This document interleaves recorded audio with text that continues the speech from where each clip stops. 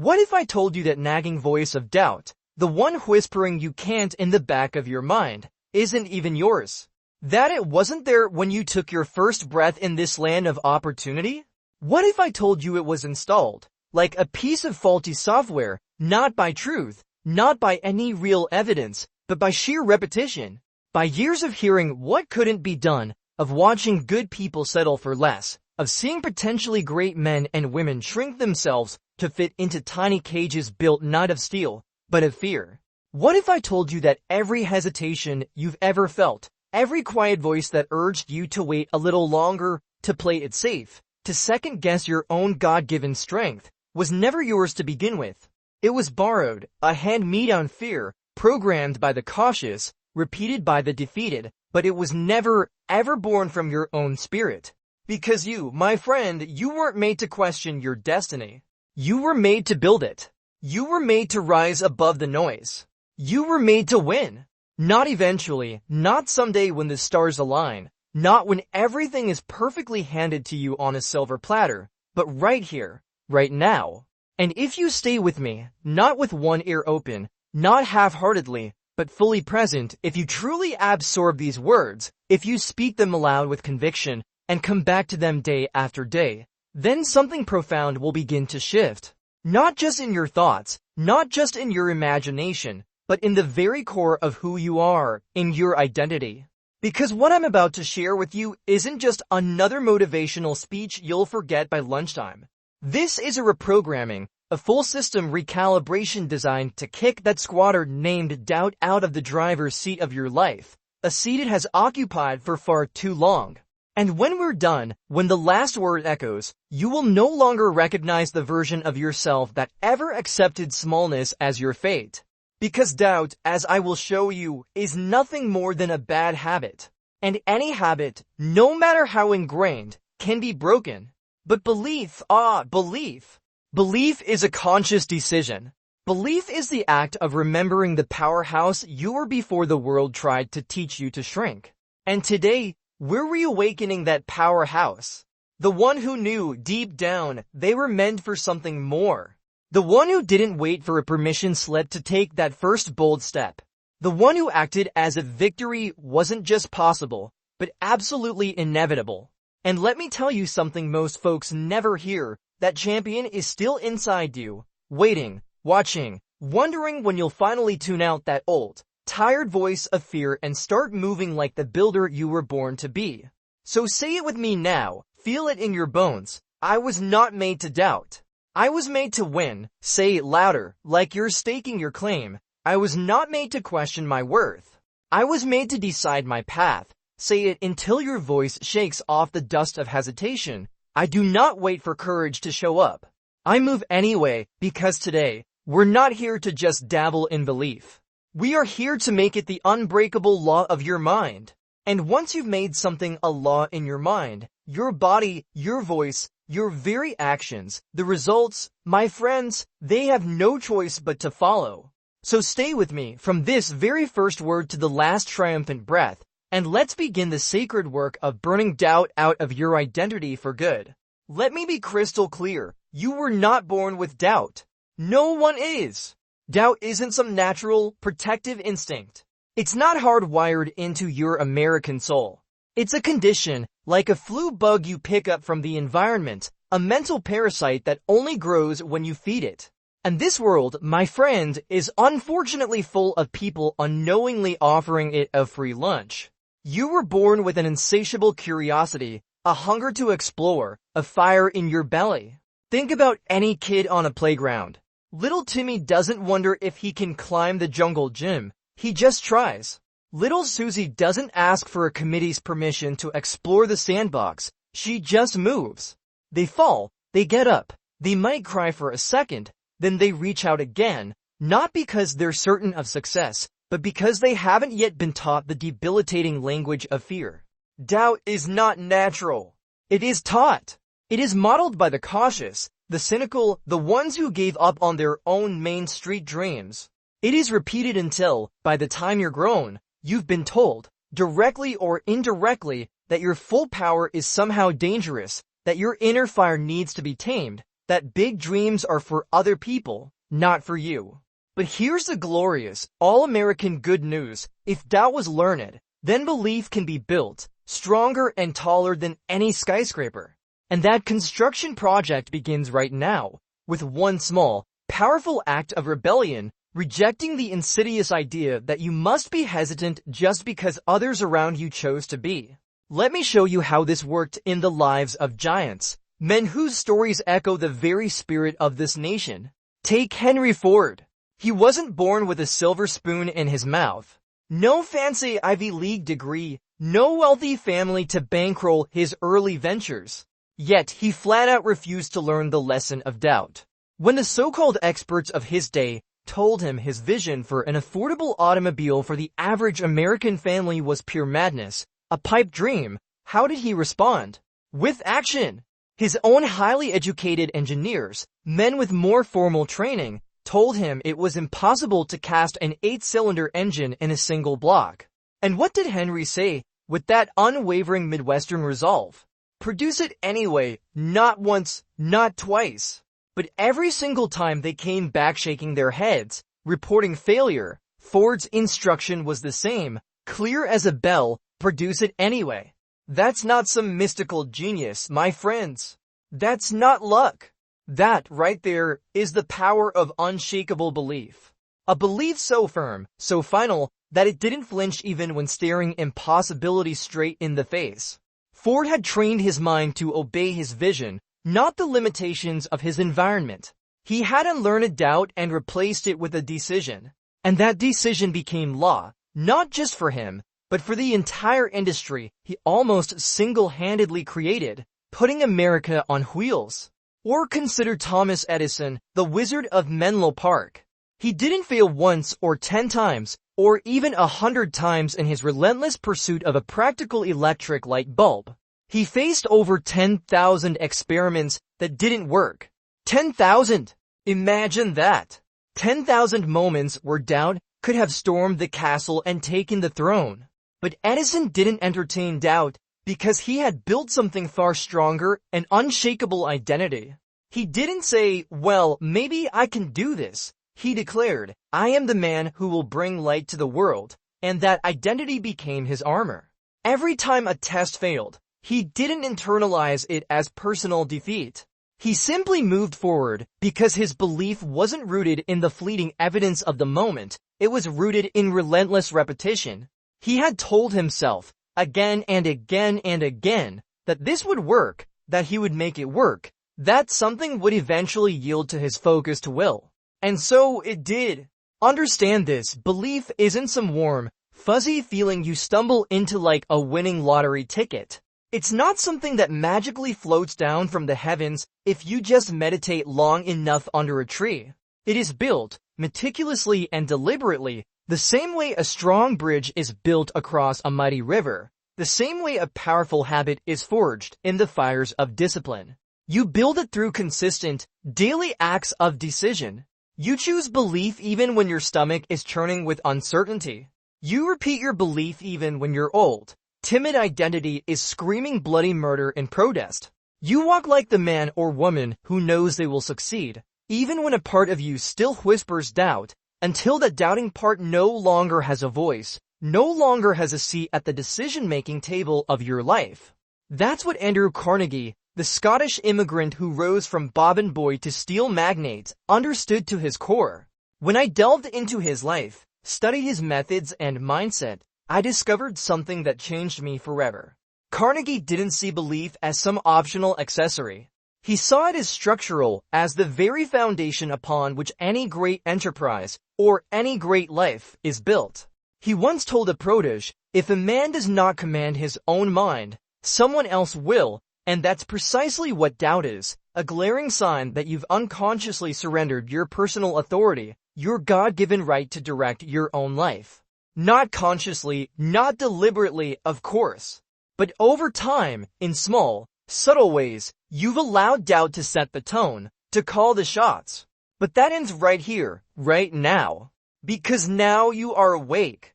Now you know the true origin of the doubt you've been carrying. It wasn't born with you. It was handed to you like a piece of unwanted luggage, and now you are giving it back. Say this out loud with the force of conviction. Doubt is not mine. I refuse to carry its weight any longer. Say it again, louder. I do not live by hesitation. I live by decision. This is how you begin. Not by waiting to feel powerful, but by speaking power into your existence. By walking with a posture that reflects certainty, even before that certainty has fully taken root in your heart. Because your subconscious mind, that powerful inner servant, doesn't obey logic as much as it obeys repetition. And every time you move like a builder, speak like a leader, act like a winner, you are laying another brick in the fortress of your belief. The incredible man or woman you were always meant to be, they're already in you. They're just waiting for the deafening noise of doubt to stop. They're waiting for the clear command to rise. And this, right here, this is that moment. Let us now speak of the most powerful moment in any person's life. The moment they make a decision so clear, so permanent, so utterly final that the old, hesitant self can no longer survive it. Because here is a truth to many never realize. Identity is not discovered like a lost treasure. It is decided. You do not stumble into greatness like tripping over a crack in the sidewalk. You declare it. You do not wait to become confident. You decide that from this moment forward, confidence will be your unwavering posture. You do not hope to one day become fearless. You decide to act even when your knees are knocking. And that very act of decisive action rewrites the fundamental code of who you are. You see, every one of us lives within an identity. The problem is most people are living inside an identity they never consciously chose. An identity cobbled together from accidents of birth, from the repetition of negative experiences, from fear, from the small opinions of small minds around them. And because they never stood up and consciously, boldly declared who they were and what they stood for, they've become a walking collage of contradictions, powerful in their God-given potential, yet paralyzed in their daily practice. But the greats I studied, the men and women who carved their names into the enduring history of human achievement, they all did one thing first, before anything else. They decided who they were. Not based on their current circumstances, not based on their fluctuating feelings, but based on a powerful, compelling vision of their future self. Let me take you back to Henry Ford. Before he was a titan of industry, before he revolutionized transportation and put the world on wheels, Ford made a simple, yet earth-shattering decision. He decided he would build a car for the common man, the American working family. That was it. A single sentence, a heartfelt commitment, a definitive line drawn in the sand. But once the decision was truly made, seared into his soul, everything changed. He no longer acted like just a mechanic tinkering in a shed. He no longer thought like just a factory worker. He became a builder of machines, a shaper of ideas, an architect of a future that, at the time, only he could clearly see. And when the world doubted him, when bankers scoffed, when engineers threw up their hands in surrender, when newspaper men mocked his audacious aim, Ford did not bend. Why? Because his identity was decided. He had already chosen who he was. And once a person makes that irrevocable choice, the world, with all its pressures and opinions, loses its power to define them. Thomas Edison did the exact same thing. Do you imagine for 1 second that Edison became the world's greatest inventor by accident, that the light bulb was just some happy fluke of luck? Absolutely not. He decided who he was long before the world believed in him, long before he had any proof. He essentially said, I will illuminate the world, and then he began walking relentlessly toward that vision every single day. When others called him a fool, when failure visited him like a daily newspaper, when tangible results did not arrive for years on end, he moved forward anyway. Why? Because in his mind, the result, a world lit by electricity, had already happened. He was simply catching up to the reality he had already created within himself. Understand what I'm telling you, and let it sink in deep. Results follow identity, not the other way around. If you believe that you must first prove yourself worthy before you can claim your own greatness, you've already lost the game before it even starts. The men and women who truly rise, who make a lasting impact, are the ones who decide to rise. First in the quiet of their own minds, first in the solitude of their own hearts, first without a shred of external evidence to back them up. Even Abraham Lincoln, a man who walked through the valley of the shadow of war and national turmoil, was not led by the shifting winds of public opinion or the latest poll numbers. He was led by an ironclad decision.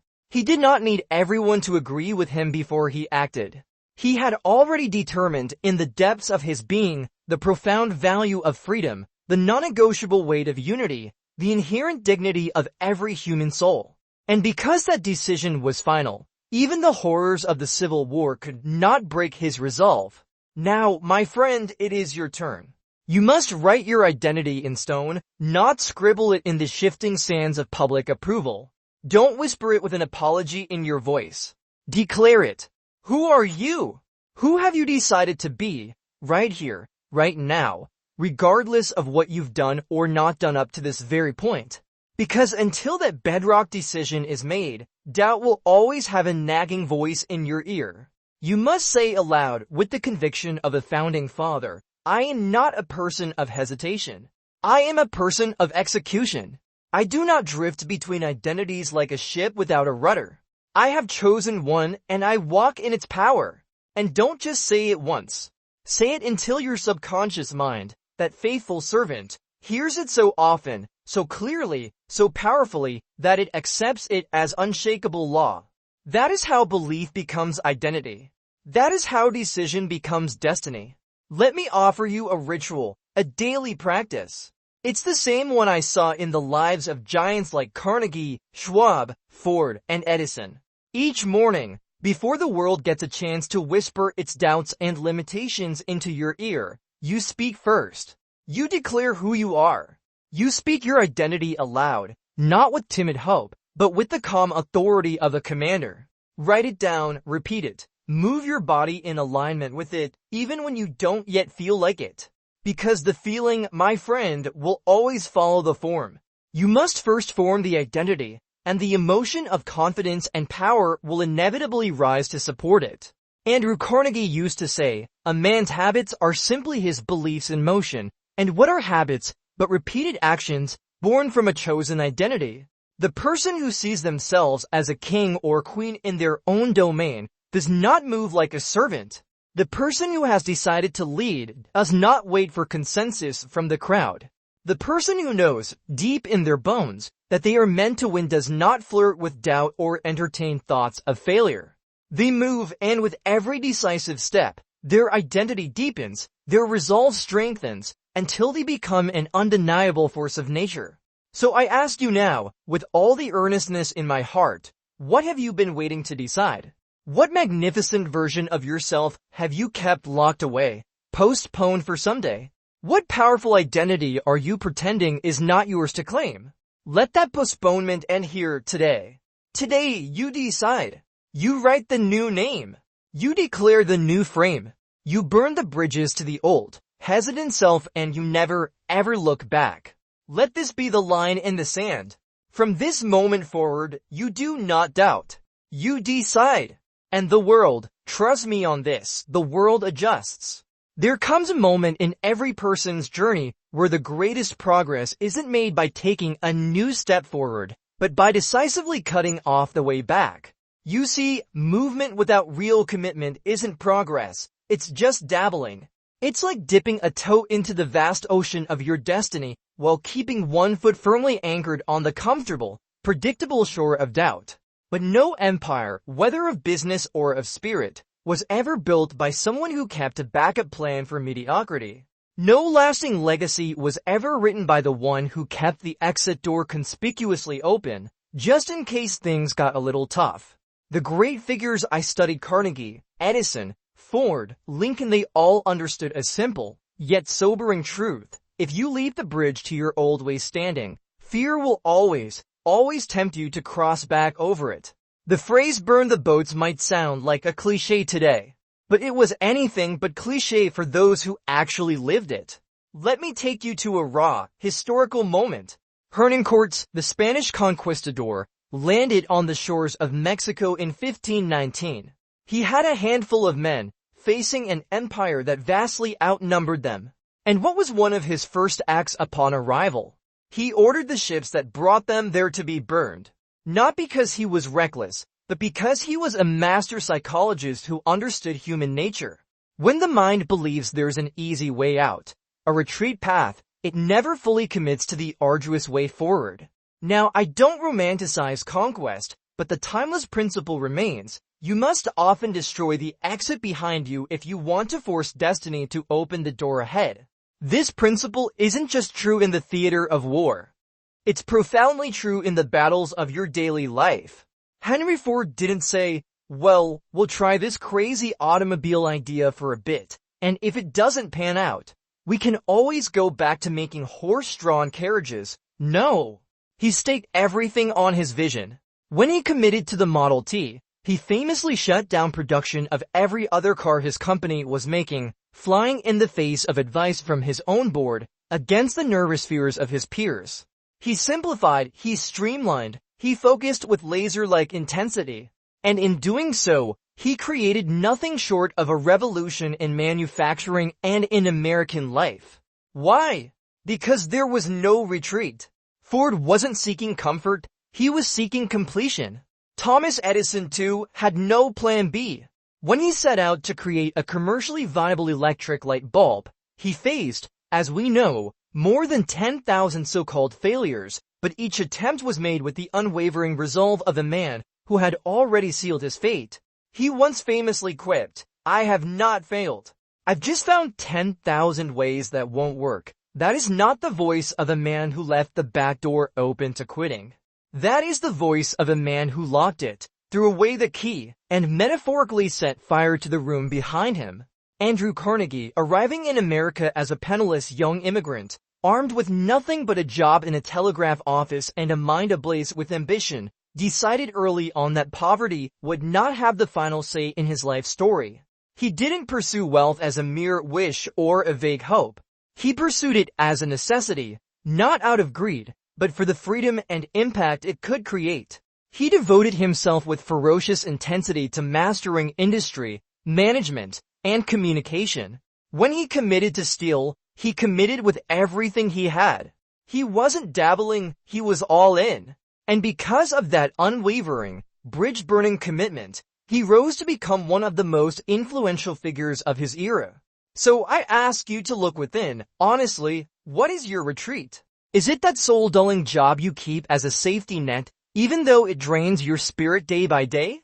Is it the powerful voice you silence within yourself because you're afraid of what others might say or think?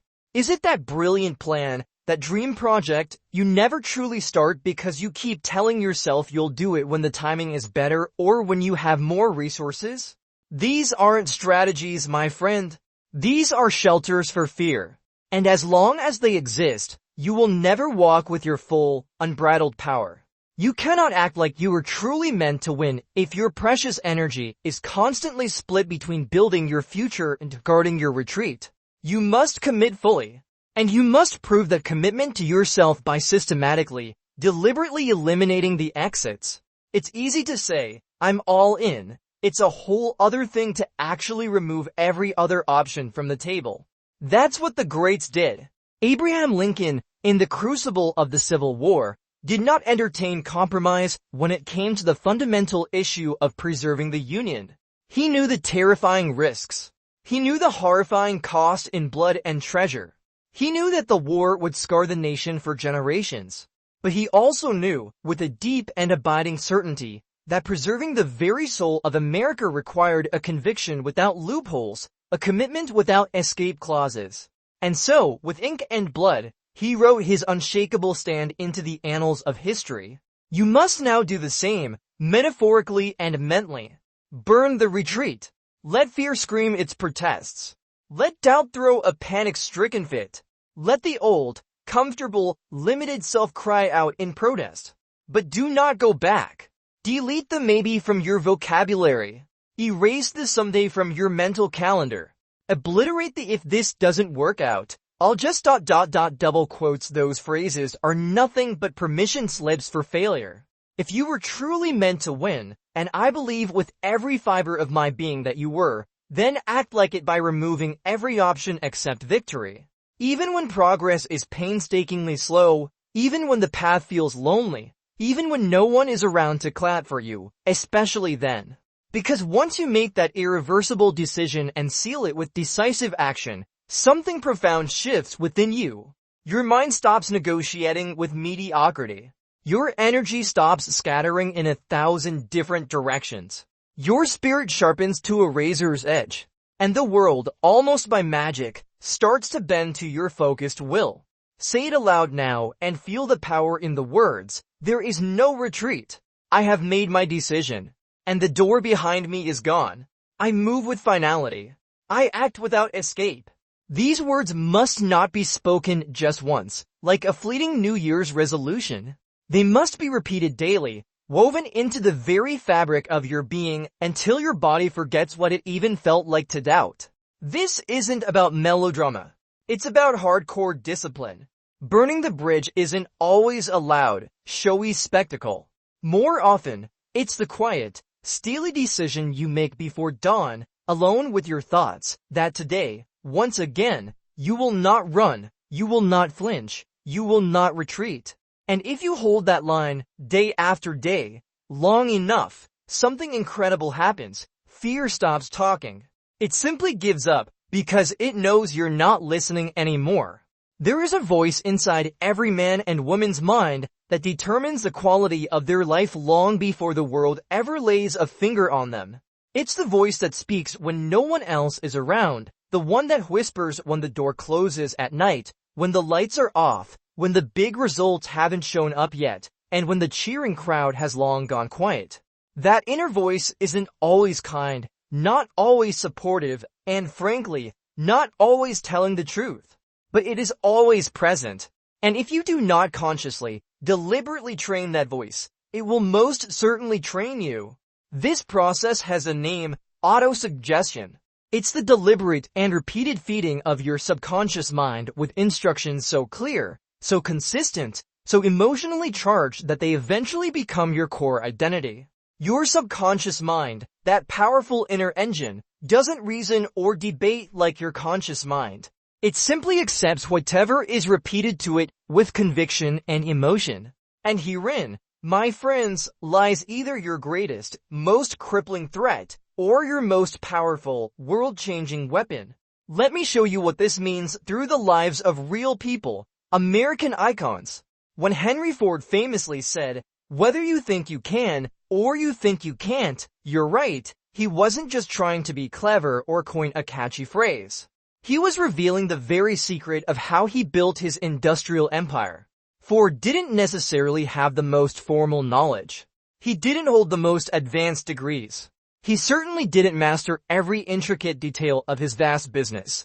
But he meticulously trained his inner voice to say one thing over and over and over again. With unshakable conviction, it will be done, and because he repeated that powerful affirmation, day in and day out, his subconscious mind went to work, tirelessly, to make it a reality.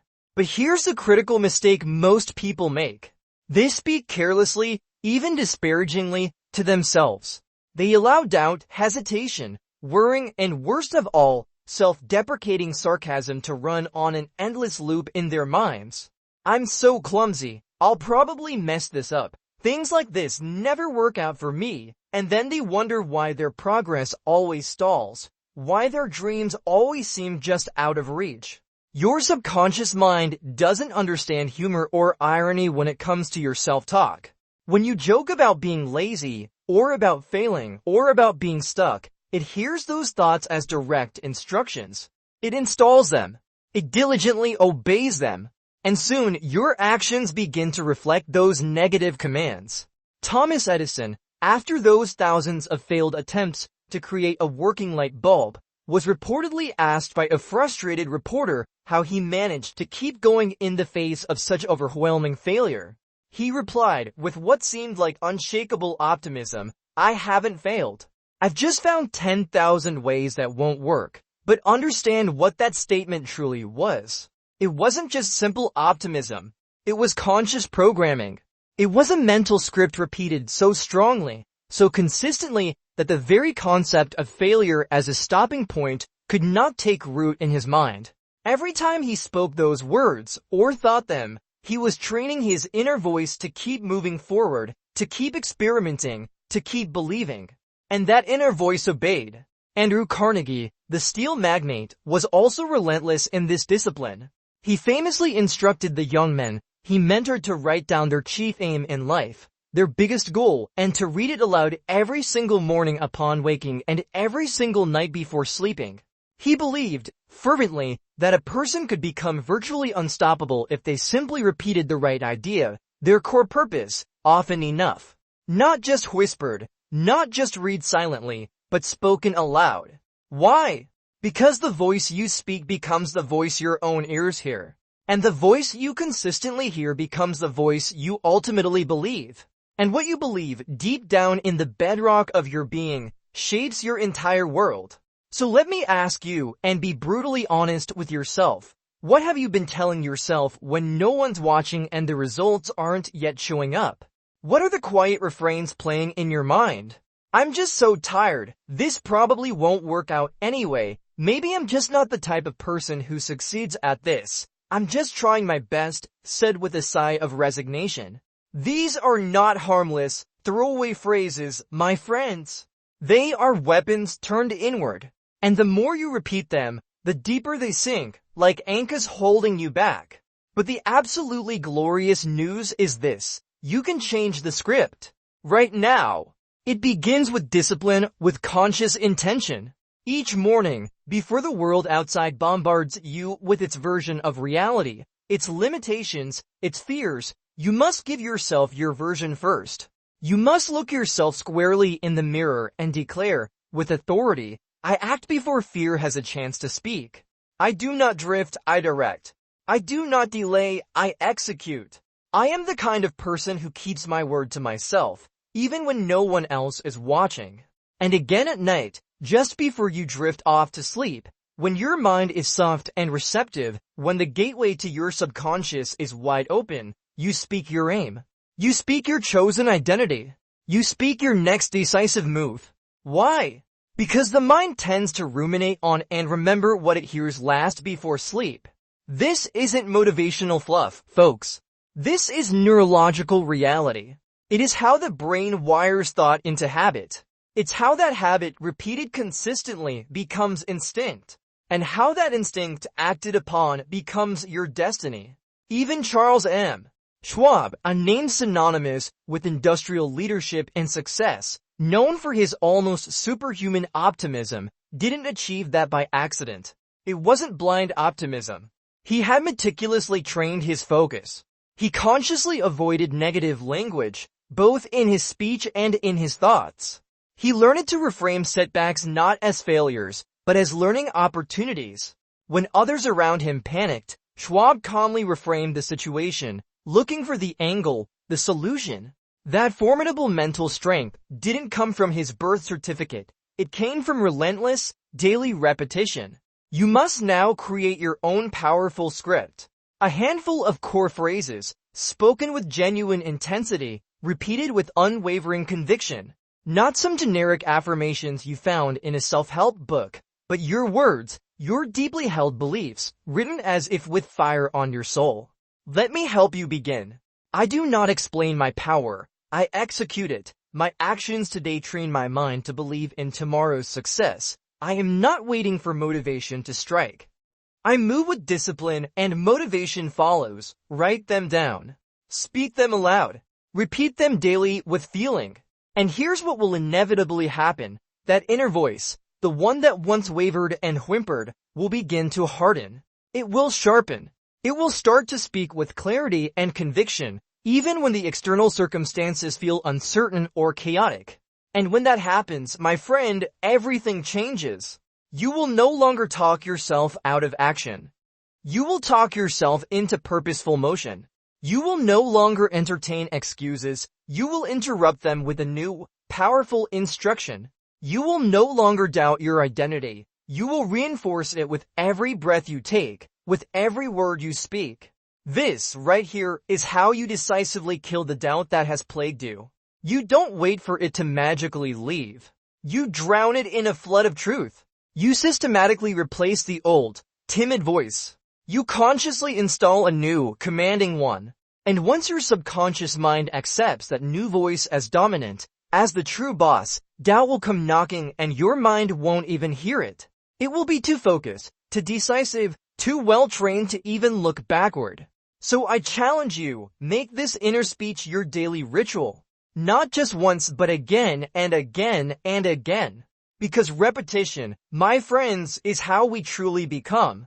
There comes a moment in every person's life, a critical crossroads, where they must choose, will I follow how I feel in this moment, or will I follow what I have decided to be and do? Most people, without even knowing it, live their lives under the often tyrannical rule of emotion. They act when it feels good, they pause, hesitate, or retreat when it feels hard or uncomfortable. They speak up when they're feeling confident. They shrink back and hide when they're feeling uncertain. And then they wonder why their life never quite becomes the magnificent masterpiece it was meant to be. But the builders, the doers, the producers, the titans of history who shaped our world, they lived by a different compass entirely. They were not governed by fleeting moods, by the shifting opinions of the crowd, or by fear cleverly disguised as logic or prudence. They moved by faith.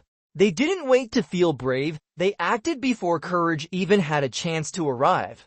They trusted what they had decided in their moments of clarity more than what they felt in their moments of doubt. Let me explain this clearly, because it's crucial.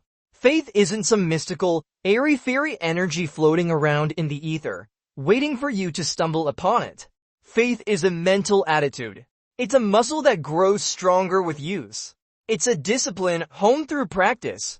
It is built like a fortress wall, brick by deliberate brick, through repetition, unwavering decision, and the steadfast refusal to waver when challenged. And most importantly, faith is a choice. You do not need a reason to believe. You choose to believe, and the reasons, the evidence, will eventually follow. Henry Ford embodied this principle. He was told repeatedly by engineers, by financiers, by supposed experts, that his ideas were impractical, impossible even. That the public wouldn't want a horseless carriage, that an 8-cylinder engine simply couldn't be cast in one solid block. And yet, how did he reply, time and time again? With that simple, unshakable command, build it anyway. Why? Because his belief wasn't tethered to the ever-changing opinions of the external world. It was born and nurtured deep inside him. He installed faith through relentless repetition, through consistent forward motion, through an absolute refusal to entertain contradiction or doubt. Ford didn't always feel strong or confident, I guarantee you. But he always led himself as if he was. That, my friends, is the key. You do not need to feel the faith. You need to move as if it's already an undeniable part of you. Thomas Edison, as we've discussed, failed thousands of times on his arduous journey to create the electric light. But he was never broken by these setbacks. Why?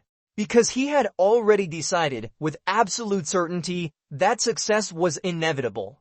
And once the powerful decision was deeply installed in his psyche, he no longer needed external validation or cheering crowds. Each failure wasn't a sign to stop. It was simply evidence that progress was being made, another path ruled out. That is what faith looks like in action, not a fleeting emotion, but a deeply ingrained identity backed by relentless, consistent action. Now, let me speak plainly, without mincing words. Most people confuse emotion with guidance. They think that if something feels heavy, difficult, or overwhelming, it's a clear sign from the universe that they should stop, that it's the wrong path. If a venture feels uncertain or risky, they assume it's a warning to retreat. But listen to me now, and listen good. Discomfort is not a red light. More often than not, it is the toll you must pay to walk the less traveled road of greatness. Abraham Lincoln knew this truth in his very bones. He was elected president during a time when the nation was literally fracturing, tearing itself apart. His choices would determine not only the fate of the United States, but the future of human freedom for millions. His own cabinet was often divided and contentious. The nation was engulfed in a brutal, bloody war. And the voices around him, from every corner, grew louder and louder with doubt, despair, and calls for compromise. But Lincoln did not flinch. He penned the Emancipation Proclamation, not because he felt the overwhelming support of the populace at that moment, but because he believed with every fiber of his being in the mission of preserving the Union and ending the scourge of slavery. He moved on faith, not on fluctuating emotion. And that, in large part, is what made him truly great. Emotion, my friends, may feel intensely real in the moment, but it often lies. It speaks in the deceptive language of your past. It echoes your old, limiting habits, your old, smaller identity, your old, familiar doubts. But faith, true, cultivated faith, speaks from the future. Faith speaks from the man or woman you have decided to become, not the person you used to be. That is why I emphasize repetition so deeply, so passionately, because repetition creates faith. The more you speak your belief, the more you act from that place of belief, the more it becomes your default operating system. And once belief becomes your default, emotion, with all its drama and vacillation, loses its powerful grip on you. So I ask you now, who is leading your life? Is it the magnificent man or woman who acts on fire, on vision, on unwavering purpose? Or is it the timid soul who waits until they feel good or feel ready to make a move? You must make the decision today. Right now, I lead from faith, not from feeling. That means you show up even when you're bone tired. You speak your truth even when your voice shakes with nervousness. You follow through on your commitments even when the tangible results haven't yet arrived. Why? Because faith is not about having all the evidence in hand. It is about profound, unshakable conviction. Let me give you a practical, actionable way to live this out, starting tomorrow morning. Every single morning, before the world has a chance to muddy the waters, declare your core beliefs out loud. Not what you feel, but what you choose to believe. I act before I feel ready. I am not a slave to my emotions. I am the commander of my emotions. I walk by faith because the powerful person I am becoming is already real within me. Then move immediately on your most important task, without debate, without hesitation. You build faith not by endlessly thinking about it, but by consistently acting as if it were already yours, solid and unshakable. And yes, you will feel resistance. Yes, the old, familiar thoughts of doubt and fear will rise up, like ghosts from the past. But they are just ghosts. You do not negotiate with ghosts. You replace them with the fire of your new conviction. This is the same process Charles M. Schwab used when building the very foundations of U.S. Steel. He wasn't always certain of the outcome of every venture, but he always carried himself with an air of absolute certainty. He knew that people don't follow vacillating emotion, they follow unwavering conviction. And the only way to carry that kind of conviction is to practice it, to live it, daily. So train yourself, starting today, to move without needing to feel perfect or ready or even particularly good. Say this now and let it resonate deep within you. I do not trust the fleeting voice of emotion. I trust the enduring voice of my purpose. I do not wait to feel powerful. I act until I am powerful. I lead myself. I do not follow the fickle wind of circumstance. Repeat these declarations every morning. Let them take deep root. Let them systematically replace the timid voice that once led you to pause and procrastinate. Let them become the powerful soundtrack of your daily actions. Because the person who leads from emotion will always, ultimately, be led by fear. But the person who leads with faith, with unwavering, cultivated faith, they become unshakable. They become unstoppable. They become, in a word, inevitable. Let us now continue, because faith, however strong, must always be matched with action, not random, scattered motion, but swift, decisive execution. There is a fundamental law that governs all human progress, and it is this: indecision is the seedbed of fear. It is not failure, ultimately, that paralyzes a person. It is not rejection. It is the simple, insidious refusal to choose, to commit, to act. And I tell you plainly, no one who consistently hesitates can ever truly lead themselves, let alone others. They will inevitably be led by circumstances, by their own fluctuating emotions, by the opinions of others, by the heavy inertia of yesterday's limited version of themselves. But the person who decides, the person who moves with conviction, that person becomes a force of nature. I found in my studies of countless successful individuals that every single one of them, without exception, had cultivated the habit of making decisions quickly and then changing them slowly, if at all. I found this pattern in every titan of industry, every mogul who built an empire, every builder who left an indelible mark on the world. They did not sit in endless, paralyzing deliberation. They did not require all the facts, all the assurances, all the green lights before they began. They simply decided, and then they trusted that the path would reveal itself in motion. Let me show you what that looks like through the lens of Henry Ford's experience once more. Ford's engineers, as you recall, once told him flatly, with all their technical expertise, that it was impossible to cast an 8-cylinder engine in one solid block. They tried, they failed, they returned to him, likely expecting Ford to finally admit defeat, to concede to their superior knowledge. Instead, he looked at them with that unwavering certainty that defined him and simply said, "Produce it anyway, not once, not twice, but repeatedly, relentlessly, until it was done." Ford did not endlessly weigh his options. He did not say, "Well, let's form a committee to brainstorm alternatives." He decided. And because he decided with such finality, the world, including the laws of metallurgy, apparently eventually bent to his will.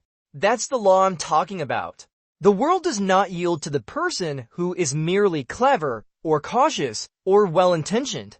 It yields to the person who is certain. Thomas Edison lived by this same unshakable law. Imagine failing over 10,000 times at anything. Most people would have quit before they hit 10. Most would have doubted their sanity, let alone their ability. Most would have sheepishly asked for permission to continue, or waited for someone else's approval. But Edison had already decided, "I will invent a practical, long-lasting electric light bulb." And because that decision was final, absolute, non-negotiable in his own mind, every one of those 10,000 failures was just another stepping stone on the path to inevitable success. Not because Edison possessed some superhuman endurance unknown to the rest of us, but because he had systematically, deliberately eliminated the option to stop. You must do the same. You must stop leaving back doors open in your mind. You must stop entertaining maybe or what if it doesn't work. You must stop endlessly debating your own destiny. Decide. And once you do, move. Even if you don't know the full path ahead, even if your voice shakes a little when you announce your intention, even if your hands tremble slightly as you take that first step, move. Because clarity is not found in passive stillness, it is forged in the fires of active movement. Charles M. Schwab, when he was chosen by Andrew Carnegie to take the reins of the newly formed U.S. Steel, the largest corporation in the world at that time, was not the oldest or necessarily the most experienced candidate. But he had a reputation for making decisions quickly and moving decisively. When Carnegie offered him that monumental task, a challenge that would have paralyzed most men with fear and indecision, Schwab didn't ask for time to think it over. He didn't form a blue ribbon committee to study the feasibility. He said yes. Then he figured out the intricate details on the way. That's how momentum is built, my friends. You act and your mind, your confidence, follows. You move and fear, that old bully, loses its grip. You execute and your subconscious mind begins to trust you, to see you as a person of your word. That's what most people never understand. Every time you hesitate, every time you procrastinate, you're sending a clear message to your subconscious. I don't really believe in myself. I don't trust my own judgment. But every time you act, even imperfectly, you reinforce the identity of a person who does what they say they will do. And soon, your body, your posture, your thoughts, your very presence begin to reflect that new, powerful identity. So I ask you now, what have you left undecided in your life? What crucial path have you delayed embarking upon, waiting for more time, more clarity, more courage? And how much has that delay, that indecision, already cost you? Because indecision is not neutral, it is incredibly expensive. It robs you of precious time, of vital energy, of burgeoning confidence, of fleeting opportunity. But you can slam the door on it, right now, this very moment. Say aloud, with the force of a commander issuing an irrevocable order, I do not wait. I do not hesitate. I do not consult fear. My decisions are final. My movement is immediate. My word is law to myself. That is not empty bravado. That is the voice of your new identity. You do not try. You do not ask what if. You declare, this is the way. And when your mind, conditioned by old habits, resists and brings up objections, as it surely will, you do not argue with it. You move. Action is your non-negotiable answer. Every day you delay is another day that fear grows stronger. But every day you decide and follow through with action, you become more powerful than hesitation itself. Let me give you a simple, powerful framework. Make your decision quickly, from a place of deep purpose, not from fleeting emotion. Then move immediately. Do something, anything, tangible and daily that confirms that decision. Refuse to reopen or relitigate that decision unless new, hard facts demand it, not new, wobbly feelings. And reaffirm that decision daily through powerful repetition. I am a person who moves. I am a person who leads. I am a person who acts. That is how the mind is retrained. That is how unshakable confidence is installed. That is how fear is systematically dismantled and removed. Not all at once, perhaps, but in the steady, relentless, daily habit of decisive movement. Even Abraham Lincoln, in the darkest, most desperate moments of the Civil War, acted. He did not have unanimous support from his cabinet or the country. He did not have clear, unequivocal signs of imminent victory. But he signed the Emancipation Proclamation because he had already decided, long before, that slavery must end and the Union must endure. And that unwavering, prior decision is what gave him the almost superhuman strength to lead a fractured nation through its most perilous trial. Not popularity, and certainly not consensus, but decision, final, immovable, sacred. And that same power, that same capacity for decisive action, is available to you now, this very day, but only if you're willing to slam the door shut on delay and hesitation. Say it one more time, and let it be your new creed. I decide quickly. I act without apology. I do not explain who I am. I demonstrate it through my actions. Now, my friend, move. Pick that one thing you've been delaying. Make the call. Take the step. Close the loop. Because the person who moves first, who acts decisively, often wins. And the person who wins, who experiences the power of their own decided action, is no longer crippled by fear. Let us now go deeper to the very heart of the matter. There comes a moment in every determined person's life when the insidious voice of doubt must be silenced.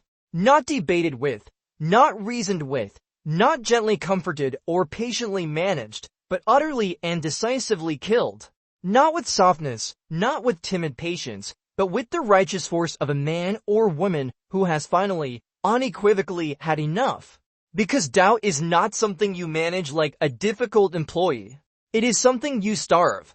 And you starve it with unwavering faith, with relentless repetition of your core beliefs, and with an inner fire so hot, so intense, that it burns the old, hesitant version of yourself to utter ash. Understand this first, and let it liberate you. Doubt is not truth. It is nothing more than a deeply ingrained habit. A mental reflex you've rehearsed so often, for so long, that you began tragically mistaking it for wisdom, for prudence, for being realistic, but it was never your guide. It was never your protection. It was just fear, dressed up in more intelligent sounding, socially acceptable clothing. And if you don't call it out, Name it for what it truly is, a saboteur of dreams. You'll keep calling it being realistic, or thinking ahead, or just protecting myself, when what you're really doing, my friend, is betraying the magnificent, powerful individual you were born to be. You must decide now, this very instant. Doubt dies here. Not tomorrow. Not gradually over time. Now! Let me show you how the great ones, the legends, did it. Abraham Lincoln, the man who somehow held together a nation torn asunder by war, did not live a life devoid of fear. He was viciously ridiculed, profoundly hated by many, constantly attacked in the press. He buried his own beloved child during his presidency. He led in the midst of unimaginable chaos and national grief. And yet, he chose belief every single day. He repeated his core purpose in the silence of his own heart. He wrote letters, pouring out his anguish and resolve, that he sometimes never even sent. He walked alone, late at night, wrestling with the immense burdens he carried. But in those moments of profound solitude, he reaffirmed his mission, not with a blustering certainty in the outcome, but with an ironclad certainty in his identity, that he was the man called to carry this burden, that he must endure, that he would see it through. Andrew Carnegie, born into abject poverty in Scotland, arriving in America with nothing, stood in a world seemingly run by established titans, by industrial giants with every advantage. He had no pedigree, no special connections, no inherited wealth. But he carried one supreme advantage, one secret weapon, a burning definiteness of purpose. And with that singular, focused purpose, he systematically drowned doubt in a relentless flood of repetition. He wrote and spoke his chief aim, his grand ambition, daily, until the very thought of failure simply didn't belong in his mental atmosphere anymore. That's not arrogance, my friends. That is profound mental discipline. That's how a penniless boy from a telegraph office became, for a time, the richest man in the world. Henry Ford, the automotive pioneer, faced endless waves of opposition, from the skeptical press, from his own cautious engineers, even from factions within the government. But none of their external doubt ever managed to penetrate his internal system. Why? Because his own internal repetition of what was possible was far louder, far more powerful, than all their external noise and negativity combined. He told himself what could be done, what would be done, over and over and over again, until that belief hardened into something as strong and resilient as the steel he used to build his cars. And that inner steel built empires. You are not fundamentally different from these men. The only thing separating you from that kind of inner fortitude is what you consistently allow to repeat inside your own mind. And I say it again, so it sinks into the deepest recesses of your being. Doubt is not real. It is a shadow, a ghostly recording, an old, worn-out loop playing on repeat in the mind of a person who simply forgot they had the power to change the track. So you must now, with conscious intent, overwrite it. Not with flimsy positivity, not with vague hope, but with the unshakable certainty of your chosen identity. Speak this aloud and feel the power surge through you. I do not argue with doubt, I replace it. I do not let fear speak twice, I silence it with immediate action. I do not shrink. I do not flinch. I do not rehearse weakness in the theater of my mind, because the more you rehearse belief, the more your entire nervous system adapts to that new state as normal, as your default setting. It doesn't matter how long you've doubted. It doesn't matter how deep the rut of old habits seems to be. Consistent, powerful repetition rewires everything. But here's what you must understand and prepare for. Doubt will not die gently. It is an addiction, a parasite, and it will fight desperately for its life. It will whisper to you again in the quiet hours of the night, in moments of fatigue or discouragement, in the inevitable pauses between progress. And when it does, you do not engage. You do not debate. You do not reason with it. You immediately return to your script. You return to your command. You return to the powerful truth you are now systematically installing in your subconscious. I do not live in the fog of hesitation. I move in the fire of my conviction. My belief is louder than my fear. My daily repetition is my unbreakable shield. My chosen identity is my ultimate weapon. Let this next line burn itself into your very chest, into your soul. You are no longer allowed to be the person who doubts. That person is gone, buried, a relic of the past. We do not negotiate with their timid voice. We do not make room for their endless excuses. We do not check in on them or coddle them when times get hard. That version of you had its turn, and it wasted it on fear and hesitation. Now it's your turn. And the magnificent man or woman you have now chosen to become, they walk differently. They don't need to feel ready before they act. They move because they said they would. They don't need to see the entire staircase before they take the first step.